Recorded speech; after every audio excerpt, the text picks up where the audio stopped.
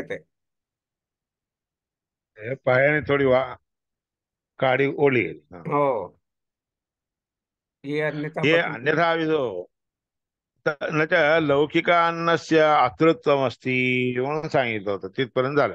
हम्म. लौकिक अन्न हा खातो असं नाही. ते ते परमात्मा लौकिक अन्न देखील खातो असं म्हणून जे समज, ये अन्यथा विदुस्ते अन्न अन्य राजानः क्षयलोकाः भवन्ति. तुम्ही बघा, पंढरपूरला पांडुरंगाला काय करतात माहित आहे का? पंढरपूरला पांडुरंगाला नैवेद्य दाखवताना असं त्याच्या तोंडाला लावतात आणि घालतात. हे तुम्ही लक्ष देऊन पाहिलात का कधी? पंढरपूरमध्ये म्हणजे जेव्हा आहे अन्न खातो असं दाखवायला, तिथं म्हणूनच नाही, बरेच ठिकाणी पाहिलं. हे गुजराती लोकांच्याकडे ते कृष्णाचं हे करतात, नैवेद्य दाखवतात, 56 भोग चढवतात. तिथं देखील असं परमात्मा असं मूर्तीला असं तोंडाला लावतात आणि काढून ठेवतात. हं? पण त्यासाठी लौकिकांना अतृत्व परमात्म्यामध्ये नसतं म्हणून सांगितलेलं आहे. ये अन्यथा विदुः, ये अन्यथा अतो विदुः ते अन्य राजा नसते. हे वेगळ्या रीतीने जे कोणी जाणणारे राजे लोक असतात ते नाशयुक्त असणाऱ्या लोकांमध्ये जन्माला येतात असा अर्थ आहे. ते क्षयलोकाः भवन्ति इति. क्षय्यलोकाः भवन्ति. क्षय्य म्हणजे नाशयुक्त. श्रुतेरविद्यमानोपासनात् दोषावगतेश्च. त्या श्रुतीने सांगितलेली गोष्ट नसलेली, ते भलतच अर्थ समजून घेऊन दोषदायक असणार विषय अर्थ परमात्म्याला लावतात. श्रुते हे अविद्यमानोपासनात दोषावगतेश्च. नसलेली उपासना करून दोष आहे त्या ठिकाणी चिंतन करणं, हे क्षय्य लोकाला म्हणजे नरक लोकाला जायला कारण होतं. न च रमंत्यहो असद उपासनया आत्मानः म्हणून भागवतामध्ये देखील सांगितलेलं आहे. अहो काय सांगावं, असत अयोग्य रीतीने उपासना करणारे जे लोक असतात ते आत्महाना असतात. म्हणजे परमात्म्याच्या विषयाला सगळे नष्ट करून टाकणारे, दूर करणारे असे होऊन ते कधीही न रमंती. त्यांना कधीही रमा म्हणजे सुख सुख प्राप्त कधी होत नाही म्हणून भागवतात सांगितलं आहे. नाविद्यमानं ब्रुवते वेदात् ध्यातुर्न वैदिकाः अविद्यमानं ध्यायन्तो यान्ति सर्वे अधरन्तमाम्. वेद ध्यान करणारे जे लोक असतात की नाही, वैदिक लोक जे असतात, वैदिक लोकांच्यासाठी ध्यान करणारे जे लोक असतात की नाही, तर नसलेली गोष्ट परमात्म्यामध्ये असते असं चिंतन कधी करत नसतात. नसलेली गोष्ट परमात्म्यामध्ये असते, राहत असते असं विचार करणारे जे लोक असतात ते सगळे ध्यायंतः यांती सर्वे अधरंतमः. अधरतमाला म्हणजे अनंतमाला जातात, तसं चिंतन केलं जातं. तस्मात सत्यार्थतां ब्रूयात. म्हणून खरी असलेली गोष्ट काय आहे ते सांगावी. वेदानामपि सर्वशा. वेदामध्ये काय सांगितलेलं आहे ते सगळं खऱ्या रीतीने, खऱ्या अर्थाने परमात्म्याच्या बद्दल सांगावे. या एवं वेद, असं ही गोष्ट जो सरळ चांगल्या रीतीने जाणून घेतो तो ज्ञानी होतो, ज्ञानवान होतो. त्याच्यामध्ये काही शंका ना नान्यथा भवेद. कधीही भलताच अर्थ ते काढायला जाऊ शकत नाही ज्ञानी लोक. इथे वेदार्थ विवेक याप्रमाणे वेदार्थ विवेकामध्ये सांगितलेलं आहे बरं का. स यश्चायं पुरुषे यश्च असावादित्ये इत्यधिकरणे अधिकरणत्वेन. अधिकरण काय चाललेलं आहे? स एतस्मिन् स यश्चायं पुरुषे, तो ज्या ह्या परमात्मा पुरुषामध्ये राहत असतो की नाही, आदित्यामध्ये राहणारा जो श्रीहरी परमात्मा आहे की नाही, म्हणून अधिकरण म्हणजे आतमध्ये राहणारे या अभिप्रायाने सांगितलेले ज्या गोष्टी असतात त्या ठिकाणी हं, जो कोणी या अधिकरणामध्ये आतमध्ये राहणाराच्या भिन्न रूपाने राहत असतो म्हणून भेदेव जीवस्य परमात्मा मुक्त. हा परमात्मा श्रीहरी परमात्म्यापासून सगळ्यांचा भेद दाखवून दिलेला आहे. हे तस्मिन् अदृश्ये अनात्मे अनिरुक्ते अनिलयने अवयं प्रतिष्ठां विंदते म्हणून देखील मागे आलेलं आहे. या हे तस्मिन् अदृश्ये न दिसणाऱ्या, अनात्मे आत्मा म्हणजे जीवांच्या सारखा नसणाऱ्या, निर्वचन न करता येणारा. हं? आणि लयन म्हणजे कोणाचंही घर म्हणून नाहीये, सगळ्यांना घर आहे तो. पण कोणाचंही शरीर म्हणजे आपलं आपलं घर म्हणजे शरीर आहे असं समजून घेत नाही, त्याला अभय प्रतिष्ठा प्राप्त होती. आनंदमय आत्मानमोपसंक्रामती. आनंद करून जातात परमात्म्याला. परमात्म्याचे लक्षण त्याच्यामध्ये येऊच शकत नाहीत. सोष्णुते सर्वान कामान सह ब्रह्मणा विपश्चिता. त्या माणसाला जे आहे सगळ्या कामना भोगायला मिळतात, परब्रह्माच्या बरोबर बसून मिळतात, काढून खातो असं नाही. इत्यादीना मुक्तस्यापि भेद एव अभ्यास्यते. या रीतीने मुक्त असणाऱ्या लोकांना आणि त्या परमात्म्याला या दोघांच्या मध्ये भेद आहे असंच दाखवत असतात बरं का. हम्म. आता असो अभयंगत भवती. मग नंतर अभयस्थानामध्ये तो जातो. अभयस्थान म्हणजे मोक्षाला जातो. म्हणून मुक्ती प्रस्तावामध्ये सांगितलेले त्याच्या आनंदरूपी असणाऱ्या परमात्म्याची ही मीमांसा म्हणतात. किती मुक्तानंदो मीमांस्यते. याप्रमाणे मुक्त असणाऱ्या लोकांना आनंद देणारा तो आहे म्हणून मीमांसा शास्त्रामध्ये सांगितलेले मुक्त आनंद मुक्ती प्रस्तावामध्ये सांगितलेले. श्रोत्रियस्य अकामहतस्य इति.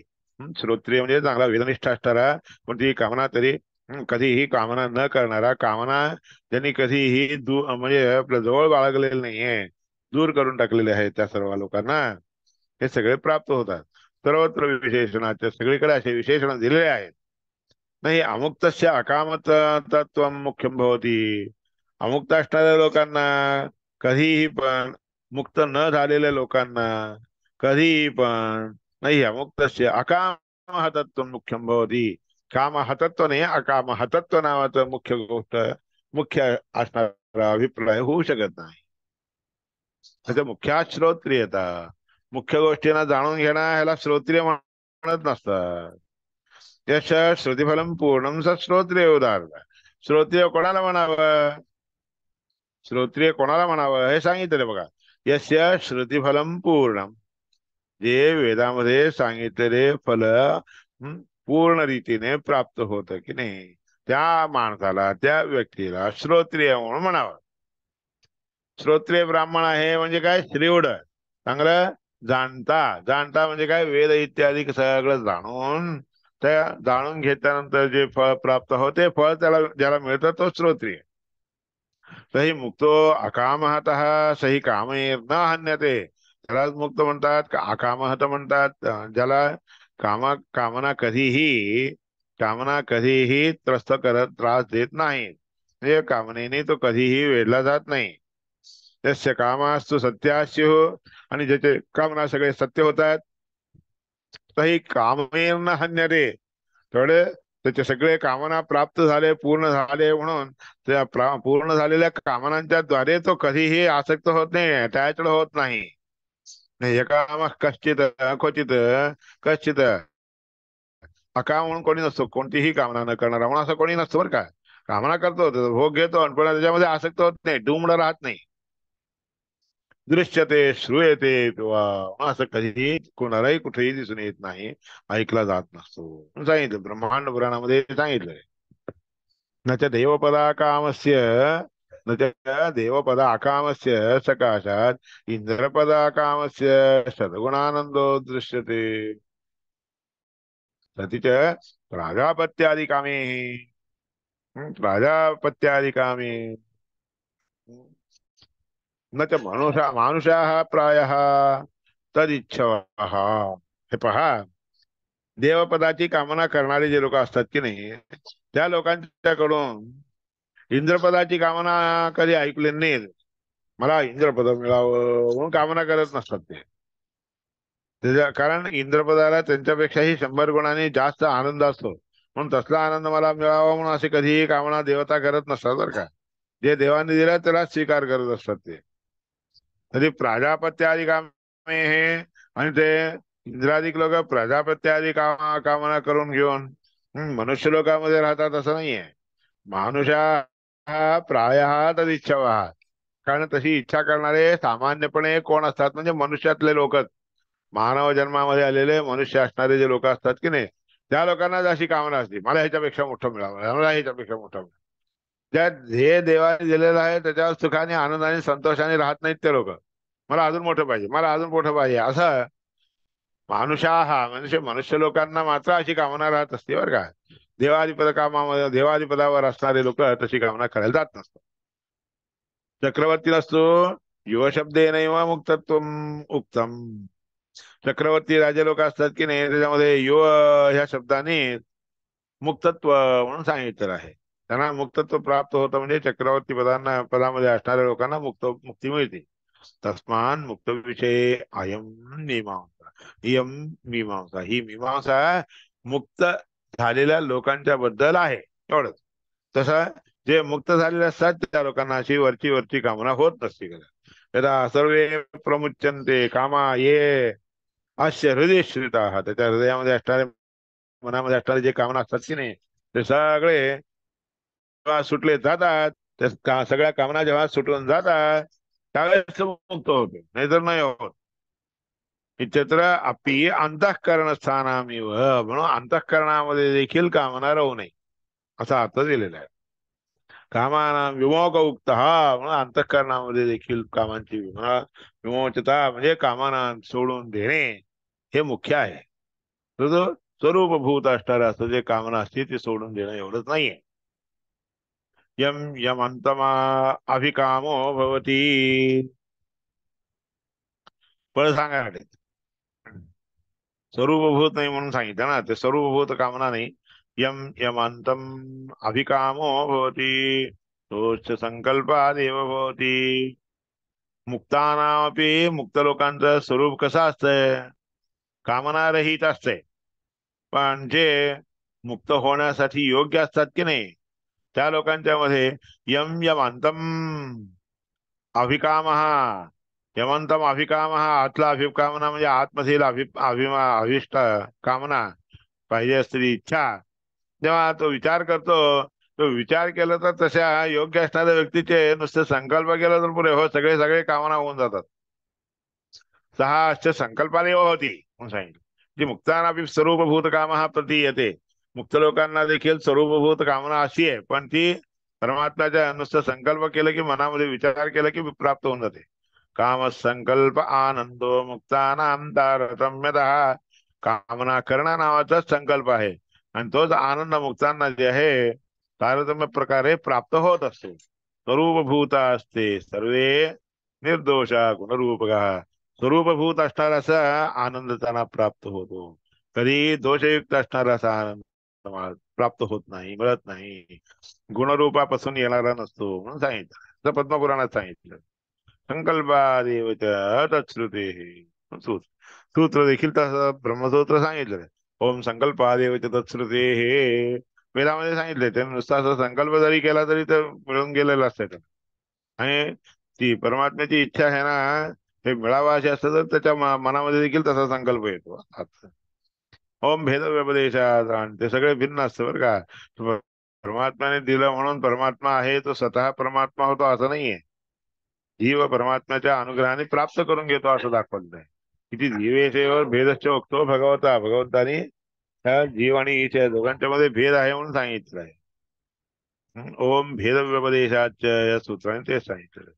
म्हणजे भेददर्शनम असुकरम, भेद पाहणं हे सुलभ नाही असं स्वरूप सुलभ आहे असं समजू नका.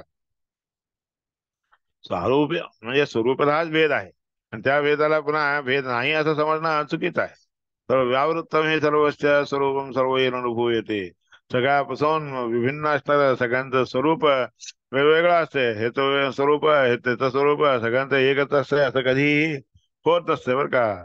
सर्व येईल अनुभव येते, सगळ्या लोकांना अनुभवामध्ये आलेलं असते. आपण जे करतो, आपण जे खातो पितो ते सगळेजण खातात असं म्हणता येत नाही. आपलं खाणं वेगळं, त्यांचं खाणं वेगळं, आपलं पचणं वेगळं, त्यांचं पचणं वेगळं, प्रत्येकाचं वेगवेगळं असते म्हणून सांगितलं.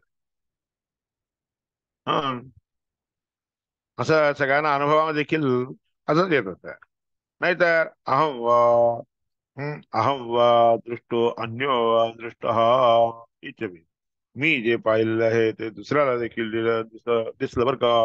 हं, अशा रीतीचे विचार त्याच्या मनामध्ये येतात. मी काय पाहिलं ते दुसऱ्यांना कळालं की नाही, की जे दुसऱ्यांनी पाहिलेलं आहे ते मला दिसलं की नाही, की अशा प्रकारचा संशय यायला कारणही होतं, कारण होतं ते सगळे हे संशय येत असतात.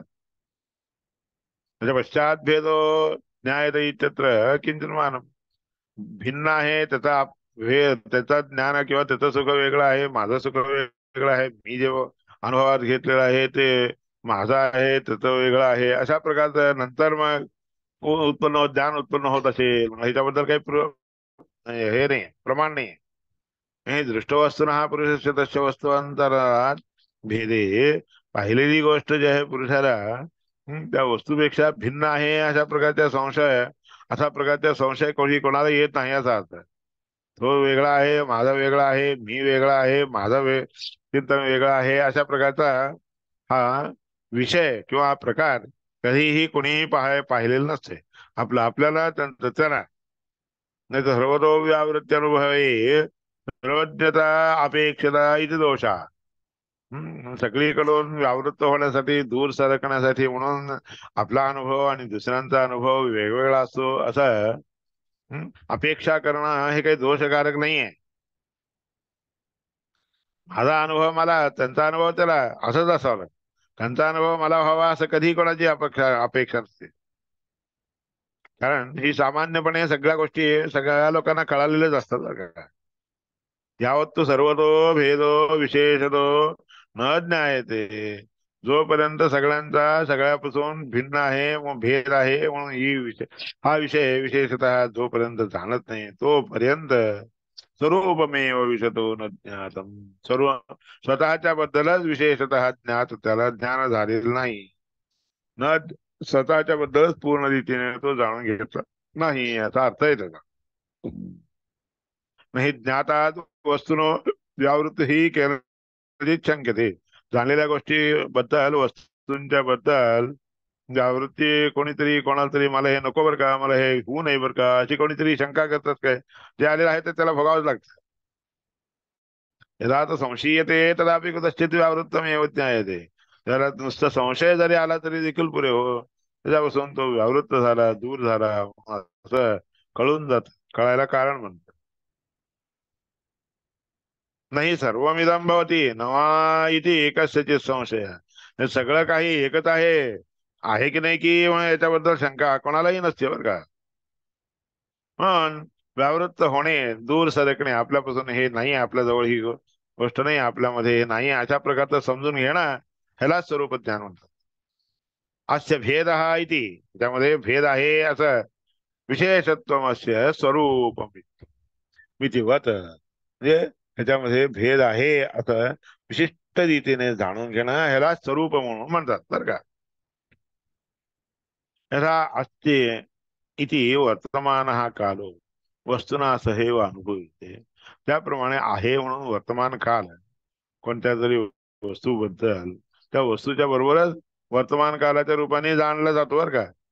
झाल्यानंतर कधी जाणलं जातं का, वर्तमान रूपाने कधी जाणलं जातं का, ते भूत जे होणार आहे त्याच्याबद्दल भविष्य होतं. जे आता भोगत असतो ते मात्र जाणलं जातं बरं का.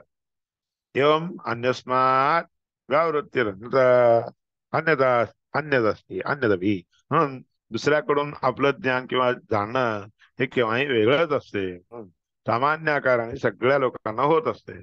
सामान्यतः सदैव अनुभव, सामान्य आकाराने सगळ्या लोकांना केव्हाही होत असतं. नाही हस्ती वर्तमान कालापेक्षया अनुभव येते. आहे म्हणून याप्रमाणे अनुभूत त्याला कधीही अनुभूती होत नसते. वर्तमान कालात जाणलेलं आहे म्हणून एवढं जरी त्याला कळालं तरी विद्यमान ते आता आहे त्या वस्तुस्थिती काय आहे तेवढंच कळतं. विद्यमानता नाम वस्तूनो अन्या. वस्तूशिवाय वस्तूशिवाय जाणलं हे ज्ञान हे वेगळंच असते. जाणणं हे वेगळं असते, वस्तू वेगळी असते असा अर्थ. सगळ्या लोकांना अनुभवामध्ये आलेली गोष्ट आहे. नाही अस्ति इति वर्तमान कालापेक्षया अनुभव येते तावता विद्यमानता नाम वस्तू अन्या. वस्तू बसून वेगळी असतात ही गोष्ट आहे. तेव्हा जेव्हा तुम्ही घेत असतात, भोगत असतात, त्यावेळेस ती भोगत असूच तर वर्तमान काळ, भोगणं झाल्यावर मग ते वर्तमान काल कसं राहतं? सदित्यपि शत्रून दत्वा प्रत्यय आहे तिथं. सत म्हणून त्याच्यामध्ये शत्रू म्हणून शत्रू शानच कानच आनच वगैरे असे येतात. शत्रूमध्ये आत राहत असतं. श जातात, ऋ निघून जातं, आत मात्र राहत. ह्याकरता प्रत्ययाचे प्रयोग सांगितले. काल संबंधी व अनुभव येते म्हणजे कालाला संबंधून जे काही आहे तेच सांगितले जात असतात. काल वर्तमान काल, भूतकालवाचक, वर्तमान कालवाचक, त्यानंतर भविष्यत कालवाचक अशा अनेक प्रकारचे असतात. शत्रू शानच वगैरे इत्यादी प्रयोग आहेत बरं का व्याकरणामध्ये. ते सगळ्या अनुभवामध्ये येत असतात. तिष्ठन इति होतं, तिष्ठन म्हणून म्हणतात. तिष्ठन म्हणजे उभा राहून. एके ठिकाणी उभा राहिलेलं असतं की नाही, तिथं तिष्ठांमध्ये शत्रुप्रत्यय, शानच प्रत्यय असे हे पैकी शत्रुप्रत्यय आले. अत धातू आहे, आज प्रत्यय आहे, त्याचा प्रत्यय लागल्यानंतर तिष्ठत तिष्ठान होऊन जातं. एवं अन्यस्मात् व्यावृत्तम इत्यनेन अन्येन सह प्रतीयमानमपि. म्हणून दुसऱ्यापासून हे वेगळं आहे असं समजून घेणं म्हणजे त्याला शानच इत्यादी प्रयोग दाखवलेले आहेत. वर्तमान कालवाचक, भूतकालवाचक, त्याच्यामध्ये पुन्हा वेगळे वेगळे वेगवेगळे वेगवेगळे विभाग येतात. पण तेही पण भिन्न भिन्न आहे. स्वरूपतः सगळे एकच नाहीये. म्हणून स्वरूपात अन्यत, स्वरूपतः वेगळं. अस्मात व्यावृत्तीरन्यस्य स्वरूप अन्यस्मात. व्यावृत्त होणं एकीकडून असतंय, स्वरूपभूत राहणं एकीकडे असतंय. व्यावृत्ती रूपाने दिसून येणं वेगळं असतंय, स्वरूपाने स्वरूपतः दिसून येणं वेगळं असतंय. एकच स्वरूपता कधी येत नसते कशामध्ये. ज्ञानानंदादिवत स्वरूपत्वेपि. ज्ञान आनंद इत्यादी कसे असतात त्याप्रमाणे स्वरूपभूत आनंद ज्ञान इत्यादी सारखे दिसून येतात. पण त्यांचे त्यांचे ते ज्ञान ते आनंद त्याला ज्याला व्हायचं असतं ते वेगळंच असते, दुसऱ्याला जे व्हायचं आहे ते वेगळंच असतं. म्हणून त्या व्यवहाराला विषय होतात ते. तुमचा आनंद त्यांचा आनंद दोन्ही एकच म्हणून म्हणता येत नाही. तुमचं जे स्वरूप आहे, तुमचं स्वरूप तुम्हाला असते, त्याचं स्वरूप त्याला असते, त्याचं स्वरूप तुम्ही कधी हे तुम्हाला कधीही प्राप्त होऊ शकत. पण परमात्म्याचे स्वरूप आहे तुम्हाला येतं असं समजू नका. म्हणजे स्वरूपत्वेन भेदस्य अभावो भवति. स्वरूप असल्या कारणाने भेद नाही असं म्हणता येत नसतं बरं का. स्वरूप म्हणजे काय, तसं राहणं हेच आहे. भिंतीवर काढलेला शिवा आणि प्रत्यक्ष शिवा ह्याचं दोन्हीचं स्वरूप जरी एक असलं तरी देखील भिन्न आहेत. भिंतीवरच्या सिंहाने तुम्हाला भीती जेवढं प्रत्यक्ष सिंहाला पाहिल्यावर होती की नाही तेवढी भीती होती का? ह्याला हात लावतात त्याला हात लावू शकत नाही तुम्ही. तसं असतं. हे सगळं स्वरूप ज्ञानाला भेद असतो म्हणून दाखवून घ्यायला हे सगळे जाणून. ज्ञान आनंद आदिमध्ये मग ज्ञान आनंद इत्यादी परमात्म्याचे जे असतं ते वेगळे असते, आपले वेगळं असते. प्रत्येक व्यक्तीचे देखील ज्ञान आनंद इत्यादी सगळे भिन्न भिन्न असते. भिन्नाश्च भिन्न धर्माश्च पदार्थ निखिलापि म्हणून सांगितलंय त्याच्यावर. भेदस्तु सर्व वस्तूनां स्वरूपम नाही जमव्ययम. हं निज म्हणजे स्वतःच जे भेद सर्व वस्तूंची भेद आहे की नाही, स्वरूप हा भेद असतो. स्वतःच्या स्वरूपाला दुसऱ्यांच्या स्वरूपाला भेद असतोच आहे. तो क्षतिरहित असणारा असा आपला स्वरूप भेद जो आहे, स्वरूपात हा असणारा जो वस्तूंचा मध्ये असणारा भेद आपल्यात ह्याच्यामध्ये आहे तो आपल्याला जो असतो तो दुसऱ्यांना असतो असं समजा नका. त्यांचा वेगळा आपला वेगळा. नष्टानाम वस्तूनाम भेदो नैव विनश्यती. वस्तू जरी नष्ट झाली तरी देखील त्याच्यामधील भेद मात्र नष्ट होतो असं समजू नका. अवस्तूनपि रूपम स्वम. वस्तू जरी नसली तरी त्या वस्तूचं ते रूप स्वतःच असते आणि त्या रूपामध्ये भेद असतोच आहे. प्रत्येक वस्तूंच्या भेदामध्ये रूपामध्ये भेद असतोच आहे. सगळे वस्तू एकसारखे असतात असं समजा येत नाही, म्हणता येत नाही. भेद एवनचा अन्यथा, त्याच्यामध्ये भेदच असतो बरं का. अन्यथा अन्यथा ज्ञान घेऊ नका. विशेष रूप नाचेन भेद मात्र अवसायिता. विशिष्ट असणारा असा प्रकारचा रूप त्याच्यामध्ये असणार जो असते की नाही, ते रूपामध्ये भेद असल्या कारणाने त्या तो भेद कुठे असतो त्या रूपामध्येच राहतो. ज्या रूपामध्ये जो भेद असतो तो भेद त्या रूपामध्येच असतो. कैरी जी आहे हिरवी जरी असली तरी देखील त्या हिरवेपणा नावाचा जो कैरीमध्ये असणारा स्वरूपतः स्वरूप आहे की नाही, रूप आहे की नाही, ते रूप थोड्या वेळाने बदलून जातं. मग ते भिन्न होतं, ते रूप वेगळं होतं, हे रूप वेगळं होतं. वस्तू जरी एक असली तरी त्याच्यामध्ये असलेलं रूप वेगळं वेगळं होऊन जातं. न म्हणता आधीचं जे रूप आहे ते निघून गेलं म्हणजे त्यालाच नाश म्हणतात. नाश इत्युच्यते तद्भिद भेदो नाही विनश्यती. भेद मात्र त्याच्यामध्ये असणारा जो आहे तो कधीही नष्ट होत नसतो. भेद भेद तसाच राहतो. इत्याहु केचित् ज्ञानात. म्हणून काही लोक अज्ञानामुळे असं समजून घेतात. तत्राहु सूक्ष्मदर्शना. सूक्ष्मदर्शी असणाऱ्या लोकांनी काय सांगितले? सत्यम भेद असतो वस्तूनां स्वरूपम नात्र संशय. भेद हा सगळ्या वस्तूमध्ये असतोच आहे. स्वरूप त्यांचं जे आलेलं स्वरूप असते ते तेव्हाच राहत असते. आणि ते रूप स्वरूप देखील भिन्न आलेलं असते. आधी असलेलं स्वरूप त्याला राहतं असं समजू नका. तस्मात वस्तुविनाशेतु. म्हणून वस्तूचा नाश झाला तरी देखील तद्भेदो नास्ति कुत्रचित. त्याचा भेद कुठे राहत नाही असं समजू नका. भेद देखील त्याच्याबरोबरच राहत असतो. हे तर आहे.